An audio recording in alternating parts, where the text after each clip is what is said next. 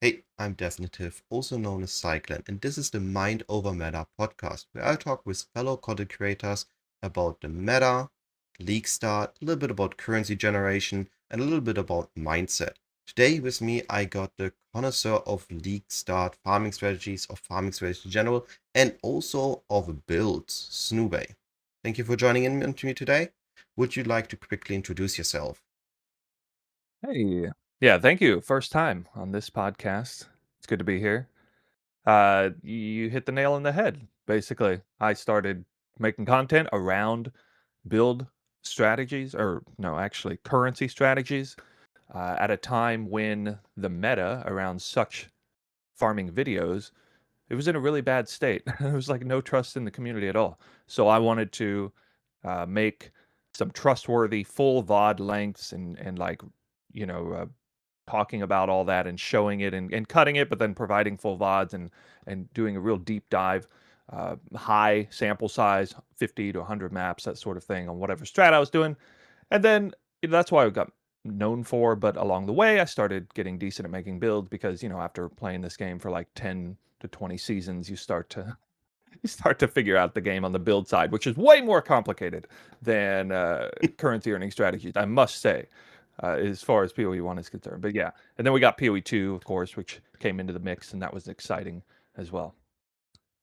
I want to come later to the builds because I also got to know you because of your strategies. I was actually in the league, Lake of Kalandra, which I think it was the one where you exploded, right?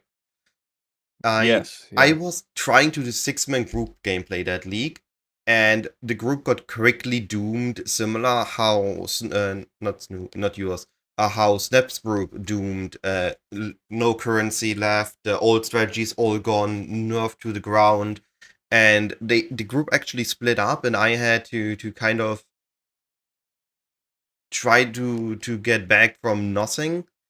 And then you started with the God Touch farming. It was such a huge meta shift, and honestly, for that league, I loved it. It was my first self-farmed mirror following your God Touch farming strategy that league.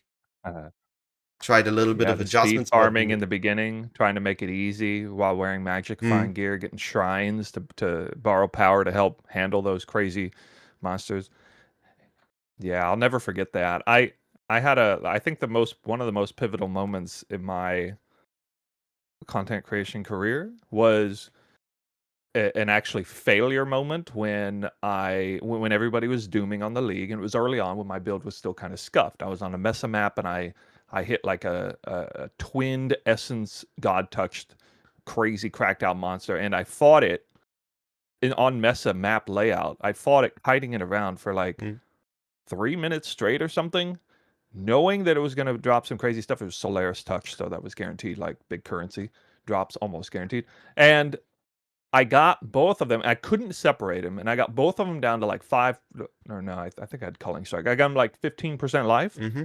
and then I died a few times throughout that process because it was a very hard monster, and I failed. I actually six portal failed the map Ooh, with that twin god touch monster there, that and everybody hurts. knew that it was going to drop like some crazy stuff, and everybody assumed that this was going to be like one of those pivotal moments. Up, this streamer went through that process. Now he's going to start dooming on the league because you can't imagine going through all that, and then you're slamming your fist on the desk and thinking like, screw this game. I can't believe I worked this hard, got nothing out of it. This is terrible game design. But I had a totally different mindset about it. I was like super invigorated by the whole process. I was like, it was this close. I could taste it. I could taste the victory, at the tip of my tongue. And I even made like a response video to that moment, and I basically said that this league is amazing, that I actually had this sort of feeling. I've never felt this before. I love the way it was super invigorating combat with like a heightened anticipation. I talked about the anticipation of the reward. That's what made that league so special, is that you knew that you had a very high chance of getting an extremely high quality drop before it happened. That was the big upside of that. Now, a lot of people didn't interpret it that way, but I would later go on to improve the build slowly. And then when I Mm. faced enemies like that, eventually I got to a place where I just like instant deleted them with a whole bunch of magic find, and the game became much easier and more rewarding in a different way, obviously, because that's the process of going through the league. I played that league for like 3 months straight, so I had some insane mirror tier a set tornado shot ascendant, I think is what it was at the end. That was so much fun. Yeah, that whole process. Yeah, right. You went through a couple. If I remember, you went through a couple of different iterations on the build and kept improving and incrementing on it. I think back in Lake, the best God touched I had was in a random Cortex map I did. I did a Cortex map. I think it was to witness it or something. And in that Cortex map, I had a random 52 Divine Explosion from a rare. I didn't even realize it was a God touched rare. It was my best one. Not even the ones I targeted. Whenever I targeted, I had like 30 top. It was kind of funny. That's more than I ever saw. 52 divine. My record was like 45 or something like that. Yeah, it was crazy out of nowhere. I took it, but it then quickly went away, and I just invested it into the mirror. Yeah, my most extreme drop was actually a scarab drop. It was like 4 screens deep, full of winged. Those were the scarabs. craziest. Or the map where you just see the sun. Yeah. You turn the loot on. You're just like, you press the Z button. You're just clicking there for like, and your finger starts to break before you get finished. Like it's just never stop picking up. Those were insane. I kind of miss those not happening anymore. I would have wished that they didn't got fully removed or nerfed to the ground. That we sometimes still have these conversion explosions. We sometimes. Well, it's funny we kick off the podcast. Sorry, I talked over you there. I was just saying it's funny that we kick off the podcast with Kalandra League. This is actually it's such a notorious league that people hate. And yeah, I remember you talking about how you liked the league, but I didn't realize to what extent that's when you found my content and that it really broke through and affected you in a positive way. So that's really cool to hear. I mean, I'm happy that the God touch farming overall is gone, because I think that would not have been healthy for the game long term. Similar how Affliction wouldn't have been healthy long term, or when we go later to PoE2, the Temple in the current state wouldn't be healthy for the game long term. I like those extreme loot mechanics for one league, and then I hope next league we have a different way of getting extreme loot. Like this league we have Breach to get extreme loot, or the div card pilfering farming with that absolute overpriced div card for Original Sin, right? I like when those happen for one league, but I do like the general process of, hey, this is a random rare in the map, and this random rare, which I wasn't expecting, which I wasn't targeting, now gave me a very satisfying reward, because it kind of grabbing ahead of other things that in the game aren't perfect right now. Everything right now is, which we had before this league, right? The loot tile based. We don't really expect much of the random enemies in the map. All the loot comes from the mechanics we choose. There isn't any random factor anymore. How you see that? Yeah, it's so much easier to balance the game around TileSet Loot, which is the term that gets thrown around a lot, because each individual league mechanic has certain loot that it drops, and so it to a certain extent cannot get in the way of the value that you get from other things, especially when it's exclusive to that league mechanic, like incubators from Legion, or I'm thinking like PoE2, like catalysts from Breach, or omens of light from Abyss, and that sort of thing. And then yeah, in the past, I think back when I first started playing, the game was definitely revolved. Well, actually, when I first started playing, the game revolved around Nemesis 3. So that was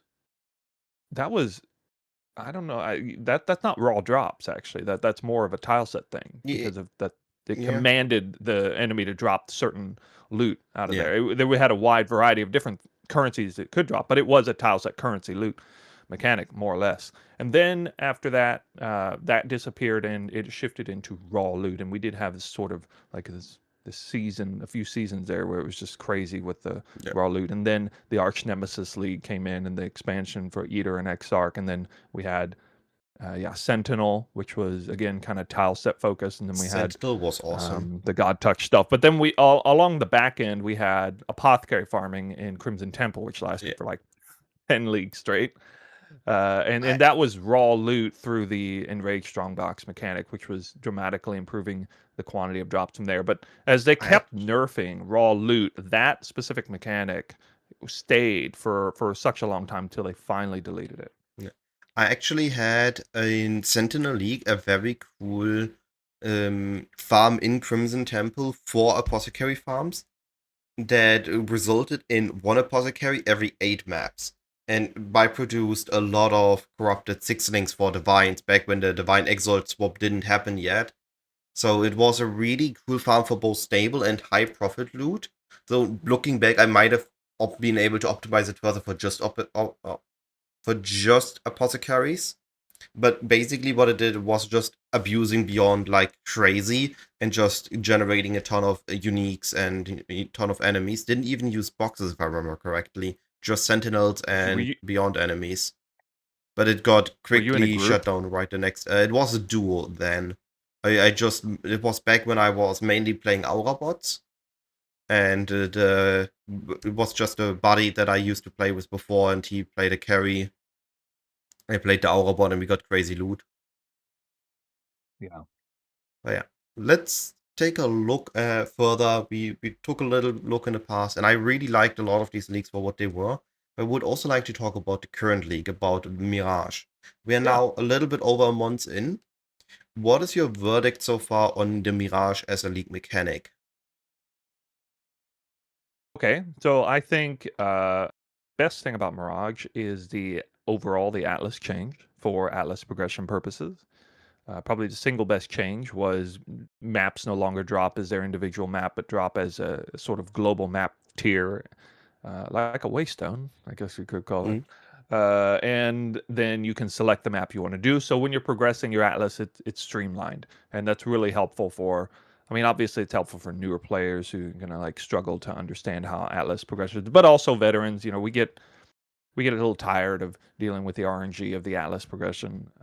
All of us do, and that was kind of thrown out the window. Now it did introduce a few quirky, weird things about like how to progress the Uber, or like not Uber, but Pinnacle bosses, and like you had to find them on the Atlas in the four Mm. corners, and you had to find the mini boss before Eater of World, and like you might not progress your Atlas far enough to see that. So, like for example, getting your Eater and Exarch Void Stone, which is now collectively one, that was actually a more tedious process this time than it was in Leagues Gone Past. But um, even if they shuffle that location around, I think overall it's really cool what they did. So that's the very best thing about it. As far as the league mechanic, Mirage, definitely exciting what they brought in there. I think the best thing about Mirage is the new specific currencies that came from it, like the Volatile Valorb, which is introducing PoE2's Val mechanic into PoE1, overextending the roll ranges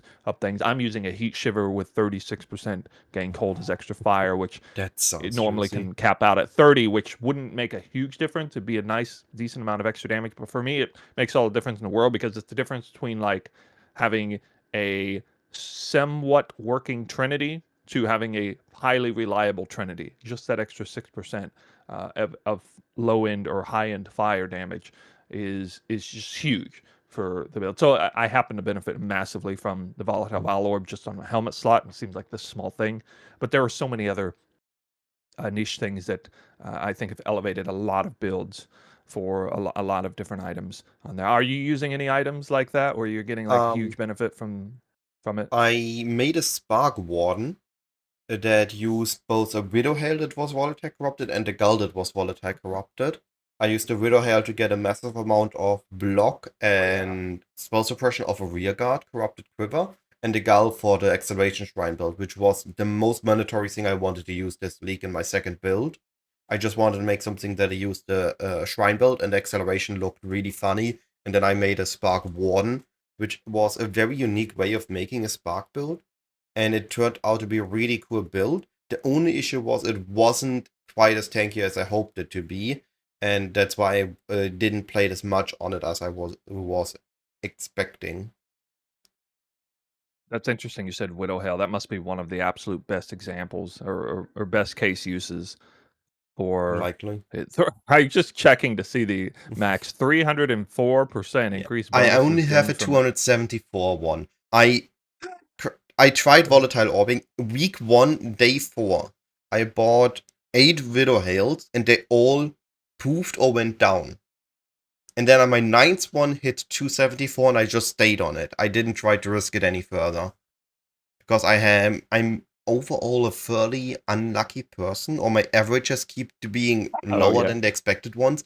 It took me 17 fracturing attempts to fracture T1 live on a manifold ring. That was really hurtful. I know I just need to craft more and eventually I'm gonna average out. But there was also another league where I did 10 double corrupts in a row for both gems and bodies and nothing hit. Neither gems or bodies. It was ridiculous. I don't know why my average always is gonna end up lower than the normal one, but I'm just not a lucky person. I tend to be somebody who doesn't gamble too much on those things these days. I especially don't do like the div double. Again, we were talking about the damnation card situation, and a lot of people were, made a huge amount of currency or lost a huge amount of currency messing with that. Yeah, I tend to stay away from those, especially when I'm still at the point of the league where I actually care about the upgrades. I prefer to work for it because I do treasure that journey, of that authentic journey, the process of grinding for currency. And it's fun, to do a little gamble thing, but usually gambling is the extent of me gambling is opening my stacked decks that I farmed myself as opposed to selling them as stacked decks. Like that's usually the extent of it. The way I enjoy gambles is when they are statistically deterministic profitable eventually. In the sense of, I don't like the div card double or nothing. But I do like sending enough temples, sending enough fractures. Like, this is kind of a gamble, right? If you fracture an item where the base costs something and the mod costs something, for example, temple gloves, or with with the manifold rings, the amulet, focus, and what was the other one? Where it has 100% effectiveness, but only one prefix to suffixes. How was the one called? Simplex. Simplex Actually, amulet. I don't know the names of those. There's like Cogworks and all this weird stuff in it. Yeah. I don't know. So Helical. Yeah. So not double corrupting, fracturing these items kind of a gamble, but if you do it enough, then it's consistent, right? It's a 1 in 4 expected. If my 1 in 17 was unlucky for sending enough double corrupts in temple, I like these sorts of things because you can just do them enough times and you can expect a kind of math out how many attempts you need to get a decent outcome. While things with the div card gamble, that is just a pure one, right? There's gonna be statistically, it's a 50-50. You're either gonna win big or you're gonna go home crying. I don't like these I full think on my favorite gambles. one like that is probably the gem, leveling the gem. So if you level the gems and then you use the gem, what is it? The double corrupt gem facet, no, not faceter's lens. I can't remember the name of it, but either like a lower end gem and then you val it, or like you're using it on an enlightened support, for example, and you're going for. I think it's like the 1 in 4. I mean, it's like a 1 in 4 or 1 in 5 chance of going up. Speaking about gems, you've tried any of the new exceptional gems? What's your thought on those so far? Well, initially, I was using, I guess it's an exceptional chain. But I then, with Tornado Shot on a Tornado Shot Warden, which I was playing large part, I actually swapped back to Ice Shot Warden for breach farming to reduce lag. But also with that Tornado Shot character, I was using Invert the Rules because I was initially target farming like nightmare bosses or like very high. I like Nemesis rares and things would normally have a lot of modifiers on them. We would typically get resistances on them. And so Invert the Rules is really nice, especially for Nightmare Boss farming. Yeah. But I ended up dropping it because now I'm doing more like the meta breach farming stuff, which is highly focused on magic monsters, which typically don't have added resistances. So it's not a normal. Normally, it's not really an advantage. Have you seen this one? This was the support I was most hyped about, and which Mhm. was my top 2 broken supports going into this league. And I actually made this into the Spark Warden build. And I do believe that this is by far stronger than Invert the Rules. Well, I've seen that one drop a lot because I was farming Hmm? or not, farming the Yeah. Abomination map, which I've dropped like 40 or 50 of these already, Yeah. but they, I they don't go for anything, so. No, continue. Oh, I was just saying they don't really go for any currency because either they drop too frequently or it's just not a highly sought after gem. But I have heard of this gem being good, but I'm not doing any sort of convert over to chaos, so I'm not using it, or I never really looked into it myself. The way I made it work, Spark is 100% lightning damage. You just needed to use the Foulborn Blue Dream, or Blue Nightmare, I think it was.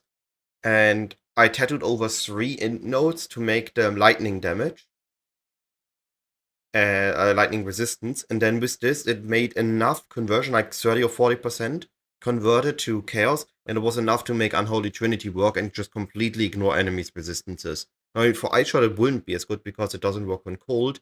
But if you have a pure lightning or a fist lightning skill, I do believe that this is stronger than Invert the Rules, due to it giving you 35% more damage and then completely ignoring the resistances consistently instead of inverting half of them or half the times. And it really, really overwhelmingly positively surprised me how strong it was and how easy it was to set it up. It's one I'm definitely keeping an eye on in the future as well. Well, this is definitely a league for chaos related build. I mean, you saw what happened to the Mm. Damnation Original Sin. It just so happened I personally wasn't that interested in looking at that sort of thing, or even like doing lightning builds. I've been like dead set on a cold fire hybrid build. So Hmm. this shim ended up being out of the question for me. Right. To quickly come back to our original, or to the original question with your verdict on the Mirage League. If it would go core, what of you do you expect can go core currently? And what you expect is gonna be put aside to be reworked before it's sent core? Yeah, I got asked a similar question like this on stream, and I have unfortunately an unfortunate answer for you. I think I do know what's probably going to happen here. So, you remember Expedition League when they Hmm? did a global nerf to Awaken Gems? You know, the last time they massively nerfed Awaken Gems. Do you remember that? They nerfed. I don't remember them nerfing Awakened Gems in Expedition League. I know they nerfed a lot of stuff there. I didn't know they also nerfed the Awakened Gems back then.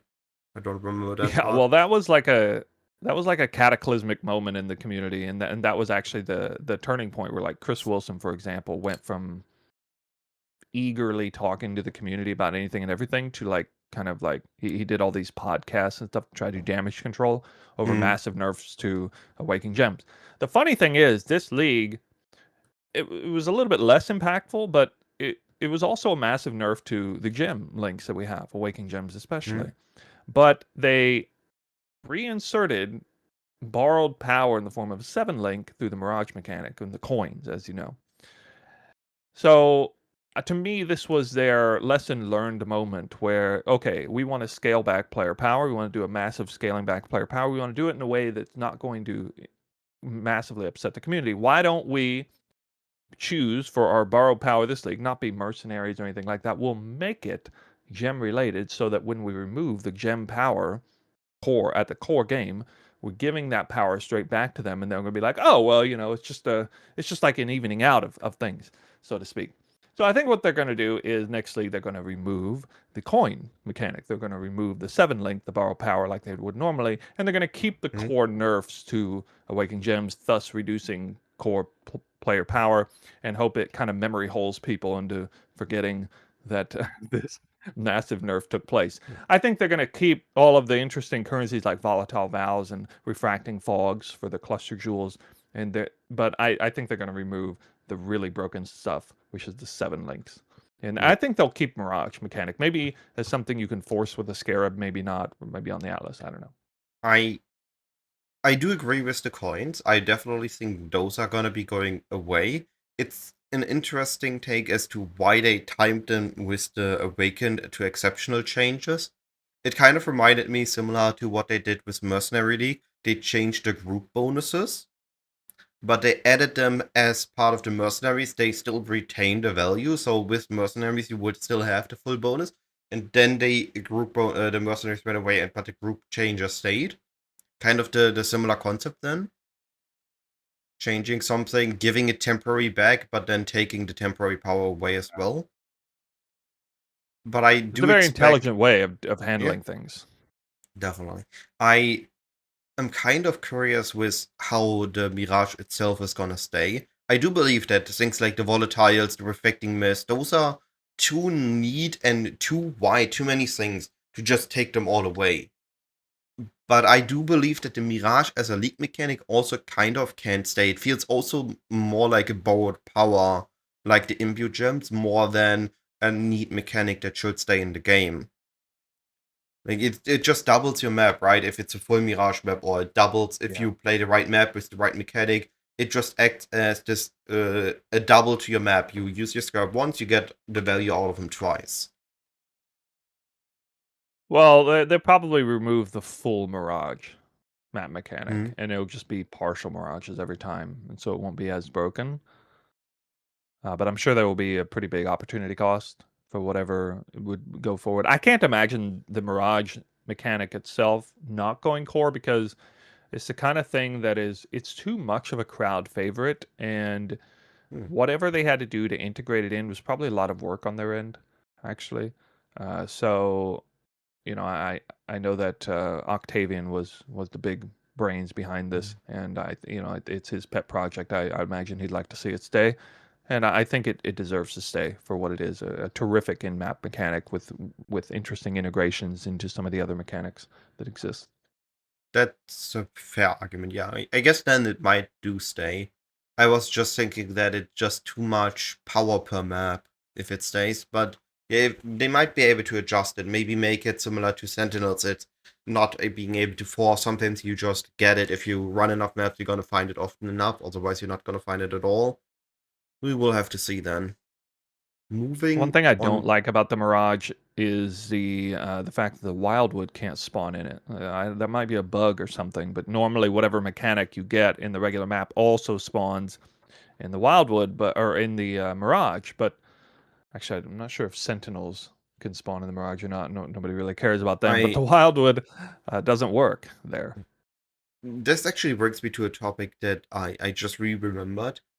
Do you think master missions not being able to show in the Mirage is with the intention in mind that Mirage is supposed to stay and the master missions might change next league?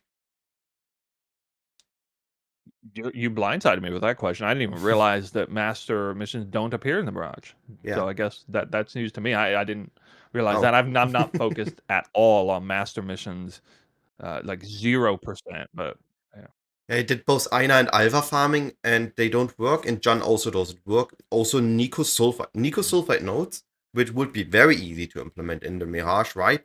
As far as I know, they also don't appear inside the Mirage. So the master missions kind of just bad. don't work with the Mirage.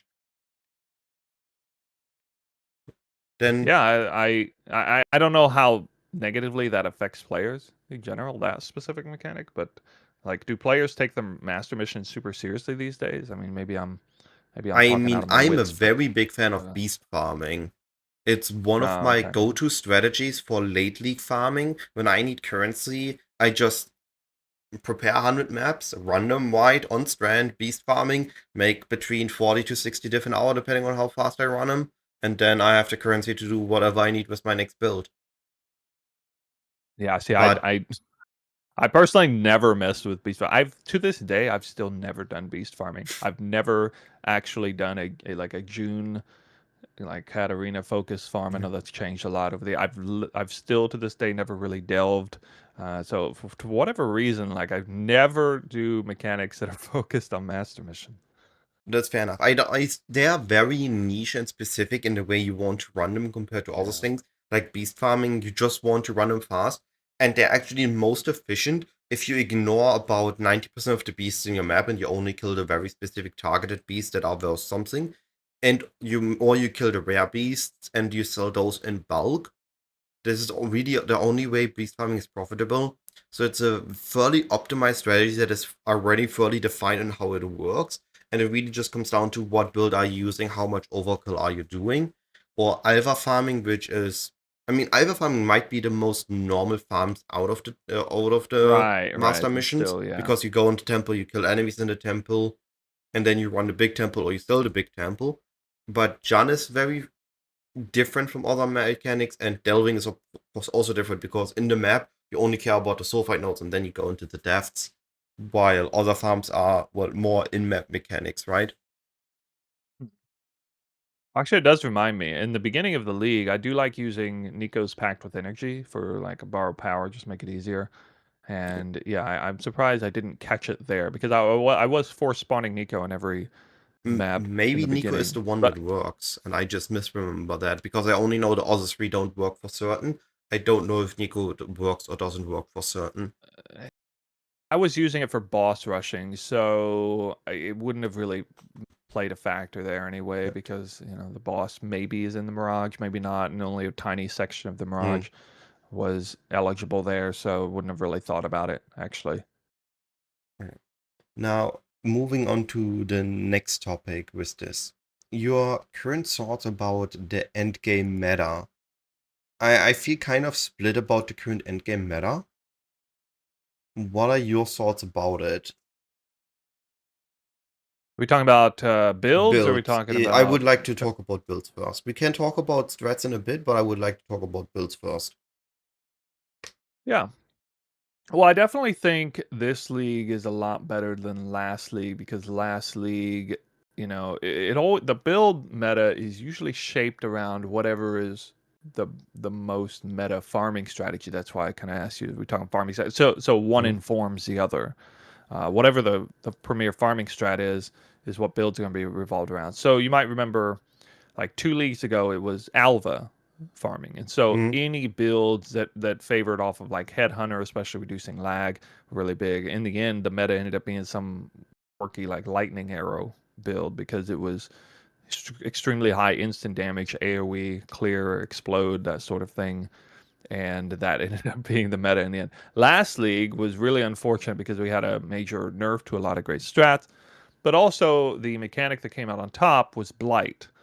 And Blight is probably the worst candidate for informing the meta builds because in order to make a truly epic Blight build, you need to be immortal, and you need to be able to suffer through just game-breaking lag uh, at the top end of Blight. mm, And so the meta last league was basically like immortal 20,000 energy shield, super recovery type stuff. And if you weren't running that, then you weren't doing the most serious strat, and so you weren't really participating in the meta.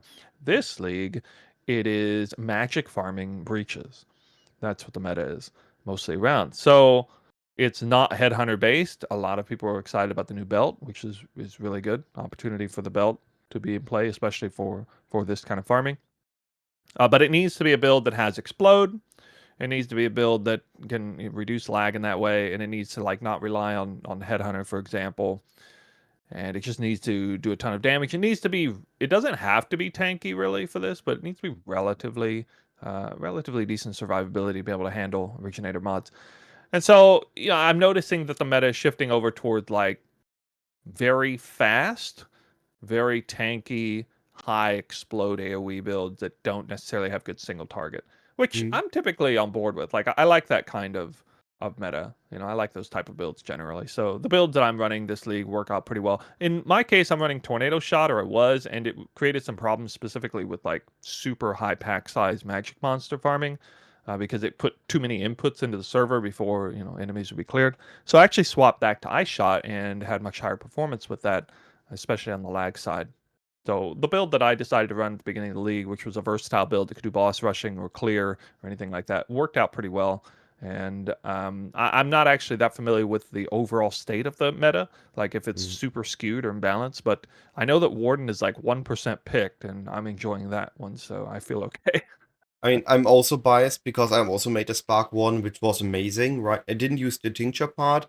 I used the freezing with Expedition's End and Spark. I froze the entire screen. So I'm also a big fan of Warden. I overall feel like the meta is a little bit off. I don't know. Overall, if you take an overlook at the meta, you see a lot of builds on a lot of different ascendancies doing really well. But when we take a closer look, like this league we have Minion Pact, and I'm gonna ignore Minion Pact in the statement, because Minion Pact is just a support gem where we found that one or two interactions. I'm actually using Minion Pact on my build right now myself with Companion, but I'm using it with Ignite and igniting myself and auto-bombing instead of using Blade Vortex. But in essence, there are these niche cases where we are using the most broken thing, like we did in previous leagues. You just said it. This league is a Minion Pact in most cases, the most broken thing, Minion Pact, Golden Charlatan, Shrine Stacking, Blade Vortex, or what it is. But I do believe that we still see an overall healthy difference in ascendancies.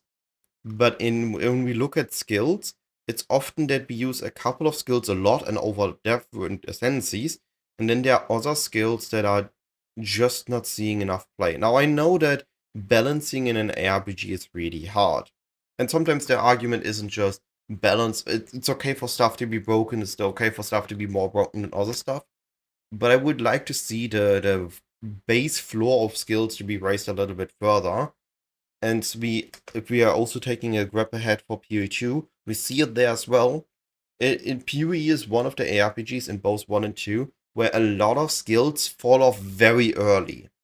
And unless you're really good at the game, like Methel or Stringy, who's spinning the wheel and then playing a random skill and is gonna be getting his Void Stones on it, it feels like unless you're really good mechanical and skill-wise at the game, you're not really able to push most builds into the end game or most skills into the end game. Yeah, a lot of skills are mechanically just superior to others. I know Kinetic Blast was a big player in the beginning of this league. It was shaping up to be potentially the meta skill. I know I saw that skill being promoted as like, the best breach farming skill for a while. And then that skill is like, it's mechanically the best as far as like, 3-4 screens away, full clear, that sort of thing. uh, I didn't really think that much about the skills. There are a lot of new skills that have been coming out. Well, mostly new support gems this league that have come out. But yeah, to be honest, I'm a little bit in the dark about the meta skills in particular that are being used. I tend to I always, when I make a build, I feel like, especially as compared to most content creators, I don't mess that much around with like seeing what's the new best build, what's the new best Mm, exciting skill to use, and therefore I'm less informed than most people on this sort that's of fair thing. enough. I just stick with my own build, and I usually play my own build all the way through. I rarely ever change. I actually never change the character. I never re-roll a character. I might have done it once ever in the last 20 leagues that I played Oh, the game. wow. Rolled a second character in a league. And like I might change from like, elemental hit of the spectrum into tornado shot or something. It's not like a major change in the build. Mm. To me, it kind of is, but it's not really. And that's just kind of how I go about things. So sorry, I can't really hell talk to you too much about this topic. No, that's fair. I'm okay. I bring topics up. Maybe we have an interesting conversation about one topic, or I'm gonna just go to the next topic, and then we're gonna have an interesting conversation Sure. about that.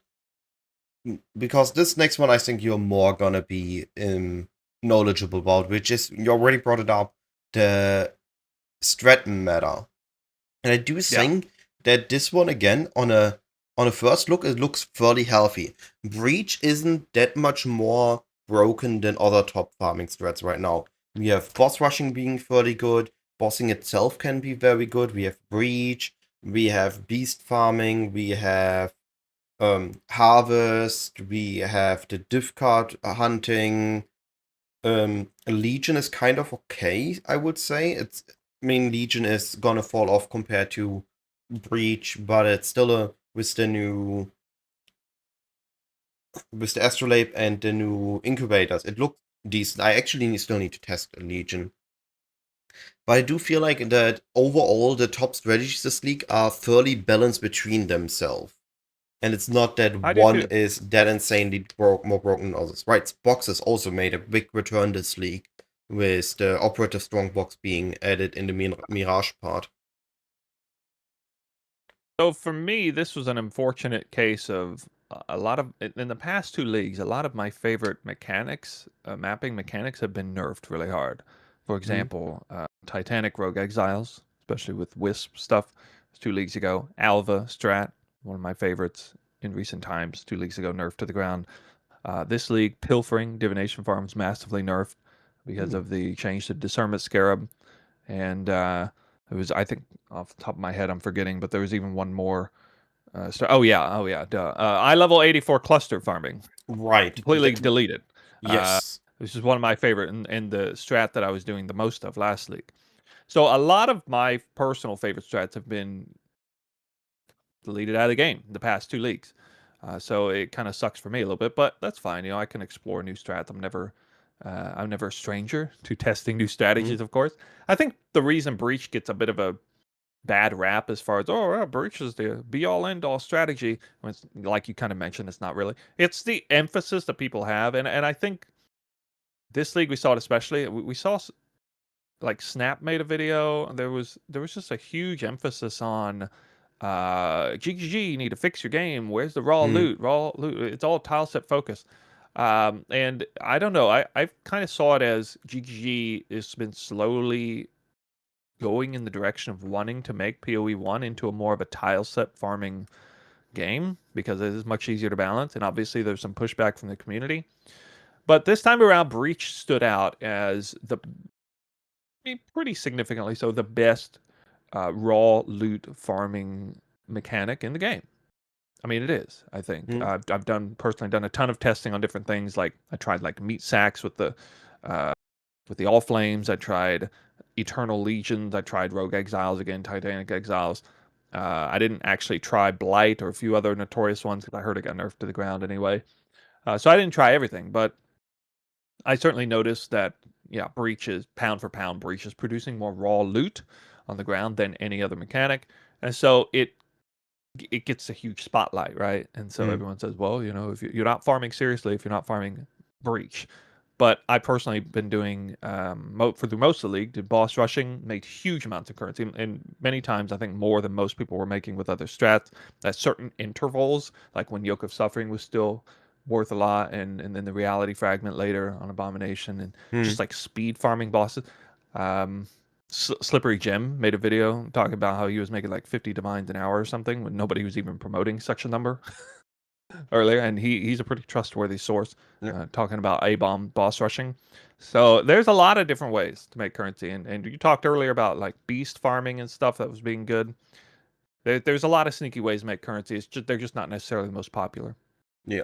I think that's a good way to define them. They're good but unknown, or just not popularized as much. When you look at like what are the top streamers playing, then you often see, well, there's div card hunting right now and there's breach farming right now. And you need to dig a little bit before you see the other strats. I definitely feel like these days there seems to be an overabundance of hunger for raw loot farms. Like that's everybody seems. Believe me, I understand more than most people where the excitement comes from Hmm. in pursuing raw loot on the ground. But I don't know. I feel like either there's like just an extreme hunger for that type of farm. That's the only way people want to play, or there's just a lack of appreciation for all the alternative farms that pop up and come around. Like one I of my favorite farms this league was the Beyond Scarab of Resurgence, and I was getting like a whole bunch of volatile Val orbs from like mass spawning Beyond bosses, and getting like tainted fusings were actually still worth a lot in the first few hmm. days of the league. It was an insane amount of currency. Focusing really hard on Beyond, not for the raw loot, which normally Beyond in historical means is Hmm. thought of as a raw loot mechanic, but actually it's tile set rewards instead, focusing on tainted currencies, volatile Vals, and the Mirage, and just a ton of bosses. To me, that was a lot of fun. It was a very different farm than anything I'd done a while back, so I really got into that. But nobody else seemed that interested in that kind of farm for some I reason. I think so. I'm gonna take an example from last epoch here. Last Epoch is very heavy tile based and very front loaded with that. In Last Epoch, when I played it this league, I just played a little bit off stream for a weekend. You get all this loot front loaded in TileSet, and then everything else in the zones doesn't really matter, right? If it doesn't proc your prophecy, if it doesn't is the what you need to do for the quest, it doesn't get you any loot. Or if it isn't the Rift Beast or the League mechanic, the Omens. And in PoE it's kind of the same.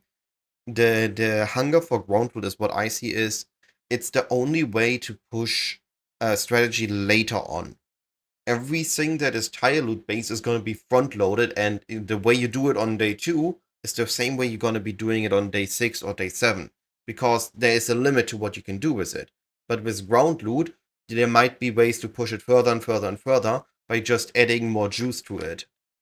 And that is how I always looked at it. It's the way to push a mechanic into a late league thing that I can't do as good early on as I can do it later on. When my build is stronger and my Well, character's more developed. I think you're missing one variable there, and it's Okay. the variable of speed.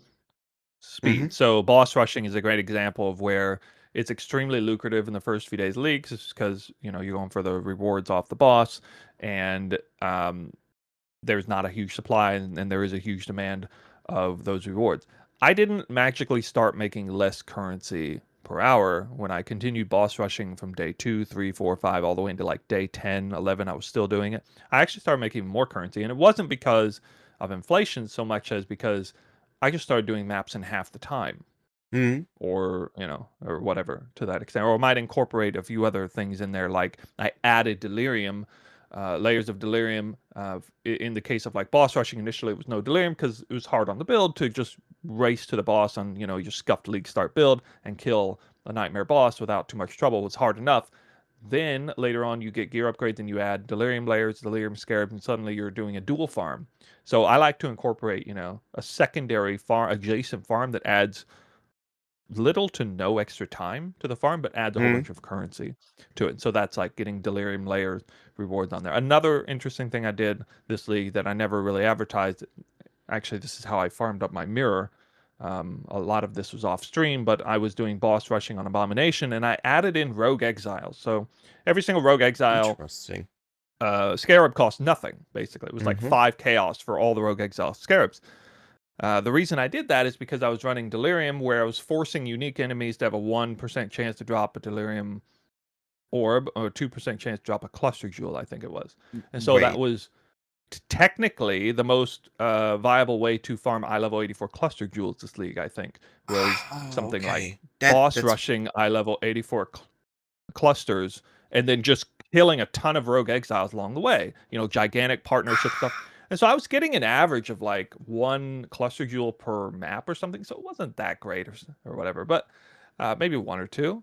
But I did, sometimes get those jackpot clusters, and they, at a mm. certain time when I was doing it, are worth way more this league than they were in leagues past, because there's such a missing supply of them. Got this league. I just now realized that this says delirious unique monsters and not delirium unique monsters. For Yeah, just until now, I thought this only applies to Koses and the other guy, I forgot his name. I only thought it applies to those two Omniphobia. unique, thank you, Omniphobia, to the unique daily bosses. I just now realized that applies to every unique monster in your map. That is very Not only interesting. does it apply, I'll even give you something else that's interesting. This Oh, applies to every mini boss on Abomination. So you'll oh, straight up drop a cluster jewel off of the mini boss when they don't drop any loot. Like, you kill the mini boss, boom, cluster jewel, and then you kill the other mini nice. boss and stuff like that. So you're getting a guaranteed 4 unique enemies every map, and then you're killing all the rogues exiles along the way. And yeah, it is kind of an interesting, cool way to do the farm. And now that would be an insanely difficult farm, because you're doing like full deep delirium, abomination boss rushing with a ton of rogue exiles. You're not doing that at league start. You can only do that once you have like probably hundreds of divines invested in the build, to be able to speed farm boss rushing Mm. where you're not taking any extra time, almost no extra time while you're just blazing through a ton of like delirious rogue exiles and abomination balls. And so that's what I mean when I talk about like the time is a factor, and then you can like add in other mechanics to create adjacent farms on top of what you're already doing, your primary farm, which is boss rushing. Unfortunately, this league, the value of the reality fragment, every time I checked Wealthy Exile, the reality fragment was like way on top of everything else. So it seemed a little bit redundant what I was doing on the side. But in a perfect world, in a more balanced world, that sort of strategic approach would have been a lot more of an advantage. Have you been using the Sinistral and Dextroscarp to run the T7, the Nightmare Webs wide, or you've been running them rare?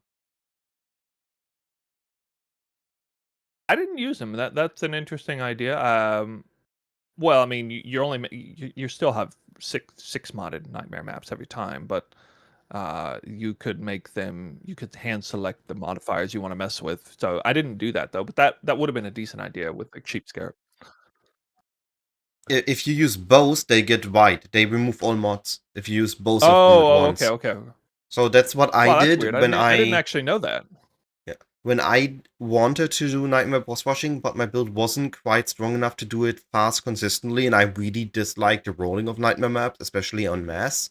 So I just run them wide. And I thought, so here's the shift. I first thought that running them wide results in less fragments. Then I talked with Life Without Pants, and Tino pointed out that does it actually, and I did more testing, and I still got 1 to 3 fragments per map. And now with a little bit further testing and knowledge afterwards, it turns out that running them wide does result in less fragments on average. You go from, I think, an average of 2.5 if you run them with very high quantity to an average of 1.8 if you run them with a very low quantity with wide maps. That's really good intel. I didn't know on both fronts. I didn't know the scarabs function that way. I think I had some chatters try to inform me about that, but I wasn't that interested in it mainly because I could just buy the maps that were regexed in a way that was good. That's fair. To me, one of the biggest secrets of success this league is purchasing maps, regex, using the regex system. I made a video on this. I think that so many players are totally in the dark about how difficult the game is or isn't. You can dramatically influence the difficulty of the game by controlling what map modifiers you run. Obviously, if you run a Dextral and Sinestral Scarab and wipe the map clean, I mean that's certainly a powerful That way. also makes it easier.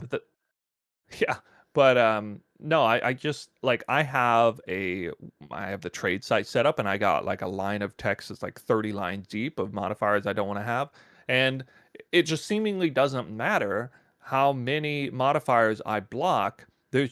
These maps just exist. They just always exist. Like there's hundreds of them on trade that are still passing the regex screen. Yeah. In fact, there's so many I can still like put the regex also in the little inventory slot and buy multiple maps off of players. It honestly boggles my mind. I can't believe I can go like 30 lines deep of modifiers I don't want to see and still buy multiple maps off of individual players. I've done the same thing for 8-mod maps, so I always do the same thing for 8-mod maps. I first look on trade with a good map for me for whatever strat I'm doing, whatever my build can't run or what I don't want to see because it makes it annoying. And then in the window I put in the same regex with PoE.re, and I just buy all up that cost the same or 1 chaos plus and do the same thing. But yeah, doing that same thing on nightmare maps was definitely a way to run them. If you can run them where, and you can run the easy good mods like more life or more damage, then definitely works out to run them where instead of running them wide. I'm glad you informed me on that, because there was a rumor that this league they removed the whole area quantity affecting the number of fragment drops, and I was kind of up in the air about that. I did an awful lot of boss rushing, so I'm a little disappointed in myself that I hadn't, identified whether that's true or not, either through my own testing or whatever. So you've done me a pretty big service moving forward by informing me of that. Now I can, I'm more likely to actually run maps with modifiers on them, I guess. You just said one thing that I want to ask a little bit further on. You said a viewer informed you.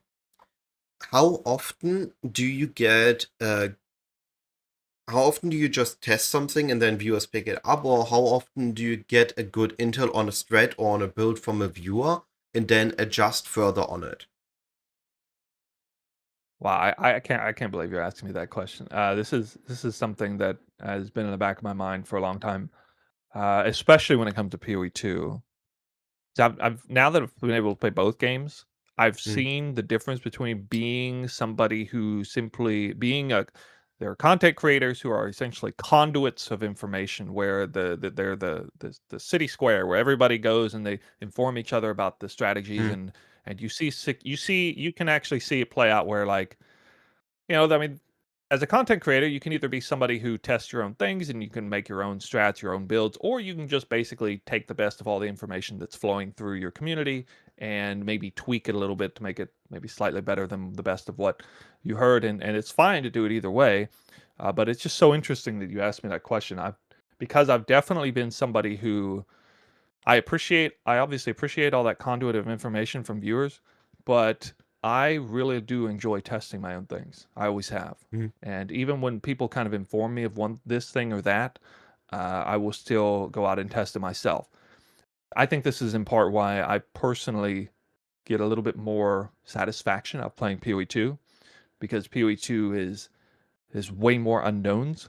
And so you have to do the legwork as a yeah. player, as a content creator. You have to do the work because there's just not enough information flowing around from other people. There obviously is some, but if you want to, create the next best strategy or you want to find the next cool tech, you probably got to find it yourself, which means you Mm, have to take a lot of time out of your day, maybe time away from making currency, for example, which is something I do a lot of. It's one of the reasons why I don't typically make a ton of currency in PoE2 at League Start because I'm busy testing tech things related around the build that I'm playing or around strategies that I'm making, and I'm kind of late to the party on getting the high end currency farms there or whatever.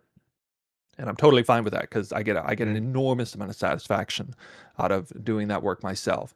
So I definitely think I lean pretty hard on the end of that spectrum of content creators who do the testing. Players, content creators such as like Slippery Gem, we've talked about before. He's a mm, notorious content creator who absolutely does his own tests even more than I do, and does them rigorously, huge sample sizes yeah. with great authenticity to it, spreadsheets and everything. I dig that way of playing the game. I love it, and I will probably never become the sort of catch-all content creator where people just where I'm never creating anything of my own anymore. Mm. Where I'm just like borrowing strats from other players and slightly tweaking them or whatever. I can't see myself being that. What about you, by the way? Where are you at on Um, that? I am more of a refiner. I'm not wording. I don't think I'm a really good build creator or actually a really good strategy creator. For terms of build, I never really make something from absolute scratch. The one was the most from scratch build I made because the one that I based it on was from Mercenary League and it relied on the mercenary. It had a Doyani mercenary that it solved all the damage, so it just needed to solve utility. But so I needed to learn a lot from ground up how to scale Spark, how to make it work, and it was the most I ever tested and made a build up myself.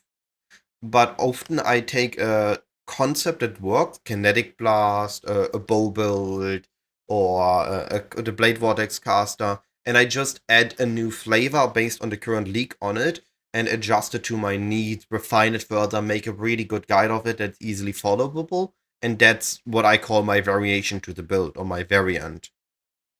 In terms of strat, I also often do the same. I take something I know is working, and then I look, is there anything new to apply to it? For example, it's actually your channel. I often go and look at what did you do last league or 2 leagues ago? Is there a way that it's gonna be good this league? Is there a way to refine it and renew it and run it this league? When I'm looking at, is there something that people aren't running yet that I might be able to run?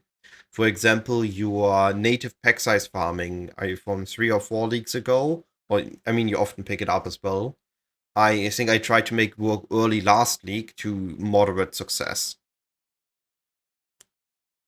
Focusing on the creation side is a lot more viable for builds because there's way more variables in play for like a Mm, build in the way you choose a build. Even if you choose a sort of meta type build, Yeah. Like you will probably get anybody will probably get more satisfaction and more success in being more creative around whatever build they're doing. For strategies, it's a competitive environment, obviously. Being the first to come out with a brand new strategy, I mean, that's even I rarely uh, actually accomplish that in a real organic way. I think like an example of me making like obviously like we talked about Kalandra League before. There was a lot that went in Mm. with like organic strategy creation then.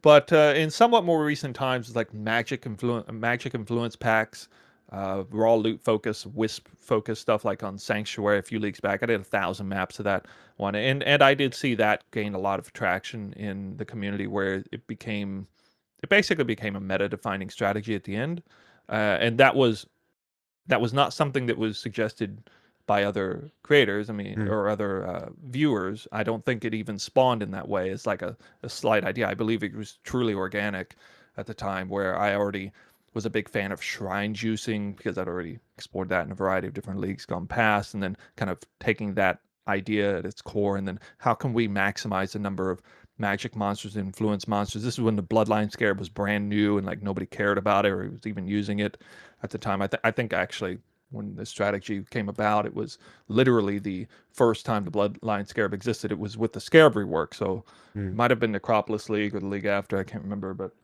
I think Necropolis had a yeah, Scarab that was rework. yeah, that was those are fun times. And when there's a huge Scarab rework, obviously that's a golden opportunity to Yeah. focus more on strategy creation. So we see a little bit of that this league with the Mirage mechanic.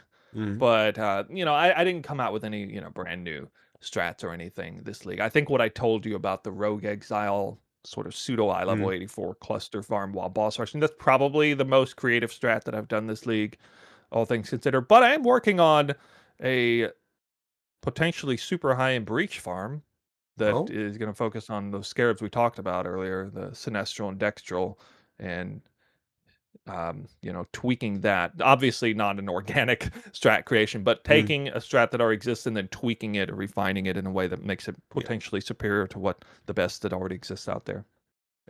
We are getting to the end of the conversation, so I have one last topic I really wanted to bring up. I know that you are Mhm. a very, very high power gamer. You play the leagues to the absolute extreme. You push a build a lot. You play for a long time. And I also watched your Pulse Run podcast. I don't actually know how far back. I only watched it recently, as it was mentioned to me that you did one there, and I watched it in anticipation on today.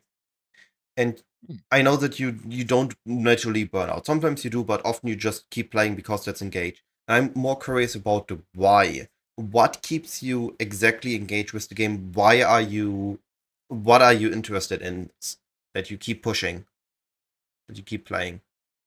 Yeah. Usually I play 2 to 3 months into the league. Things are different now, obviously, with PoE2 and Mm. the scheduling of that sort of thing. But I tend to play it pretty much straight through without hardly any breaks. And I've often asked myself the same thing. It's just there's certain breeds of people who get a great deal of longevity and enjoyment of a simple game, of a simple mechanic. How long can you stomach grinding the same thing over and over again before you get Mm. tired of it? I happen to be the kind of person that doesn't get tired of it, even after hundreds of maps of doing the same thing. Obviously, I have my limit. Everybody does Mm. have their limit. Usually, when I do one of these 1,000 map farming strats, I'm not thinking in the back of my head, "Oh man, it's over now. Now I got to stop and move on to something." No, usually I am thinking, "Well, thank God that's finally over. That was enough of that." Uh, Fair enough. but yeah, but there's just, I mean, this game and what makes it so great. There's just so many different ways of approaching it. There's so many different strategies. I maybe have shifted a little bit away from my garnering most of my excitement throughout a league away from currency earning strategies and more towards build refinement or build creation, Mm. again, especially in PoE2. But I still, even now, like I told you, we're over a month into the league, Mm. and suddenly I have a sort of second wind about my own enthusiasm of the league. I was actually contemplating maybe stopping and taking a little bit of a break before PoE2, which is kind of around the corner now. But no, I think instead I am going to kind of push it and keep exploring this high end breach farm because I got a little bit excited about the specific scarab setup and map rolled setup that I'm going for right now, and seeing the results of that is, yeah, it's exciting. I definitely admire players, not even just creators, but players like you that are able to just play. Because I actually do burn out towards the end of the first months.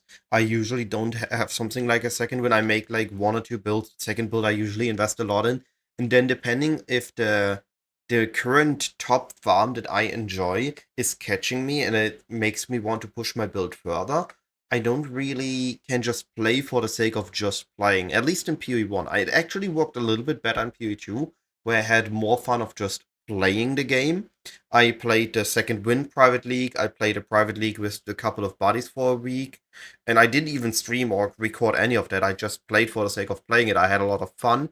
But in PoE1, I often just play for the next video or play for the sake of making a build to a specific point, and then I usually, when the build reaches the point, I stop playing the build. Despite it now being in a cool state, I don't enjoy as much as playing the game. So I admire players that you can just play for the sake of it and play for the having fun with the grind. Yeah, you said something there that kind of hit a chord for us content creators. Might not be as relatable to viewers who are watching this, but being in that place where you feel like your primary motivation for playing the game, exploring it, continuing to play it is for the next video. That Hmm. is a really awful place to be. And I think my advice would be to any content creator, probably better off not making the video than just because your lack of enthusiasm about what you're doing is going to bleed through the Yeah, video and the definitely. quality will I go down, noticed and it that. won't be instantaneous. It'll happen slowly over time because you'll Mhm. kind of force yourself to continue doing it more and more, and your authentic enthusiasm of the game will be lower and lower and lower, and it will be an overtime occurrence. I've certainly been the victim of that sort of thing a little bit here and there, but I tend to just stop making videos when that happens. So if you see a drought in content coming from my YouTube channel, usually that's what it is. Hmm. Although this league, I did have a 7-day drought of videos, but it was actually because I was really sick. So it Oh, could be a couple different things, well, but glad to see you yeah, healthy then. definitely be mindful of that. I agree on that part. I know this is not as interesting for a lot of viewers, just a specific couple that are also creating content. But I do notice that whenever I try to force myself to just play for the sake of making a video, if I'm not behind it with interest in the content itself, it just the video just lacks emotion, lacks It, something behind it. and you probably know this feeling, but the opposite end of that spectrum is being so engrossed in what you're doing in the game that you should make a video about it, but you really don't want to take the time out of your day of playing the game to make the video on it. Yeah, And I sometimes you're that so is that hyped is the about it. true that is what you seek. That I when I find that, I know that I'm in a good place as a content creator. When it's like a burden to turn the camera on and talk about what I'm doing because it takes away from the time doing it what I love to do the most. So Yeah, that's what you're seeking as a player and as a content creator, which is the opposite end. definitely. I know we're a little bit over time, but if you have the time, I would like to ask one last question because Yeah. you have this video, the fastest you've ever acquired a Headhunter. I wanted to know what changed this leak. How did you acquire your headhunter this early? If I remember correctly, because we had this conversation with me in your chat, you usually Hmm. about day 6, day 7 headhunter acquired, and you Yep. take a fairly slow approach to the league start and you build up. What changed this league that you got it so early? Yeah, yeah, good point. So much to some people's surprise who don't know me, I'm not the racer type. I don't play. I play an obscene number of hours on the first day. I play like 16 hours on day one. Day two, I usually play about like actual playtime to 8 to 10 hours. Day three, I'm all the way down to like 7, 8, and then like 5, 6. And typically, the second half of the first week, I'm actually only playing the game about 4 to 6 hours a day. And then after week one, there are some days I don't even play. So to give you sort of a macro view of how much I'm playing, this is completely Mhm. different than a lot of players out there who are farming a mirror really fast. So I never farm a mirror super super fast, for example, because I'm simply not playing enough for that Mhm. to be to catch that trail. So this league, I feel like my success was twofold. One was strategy related, one was build related.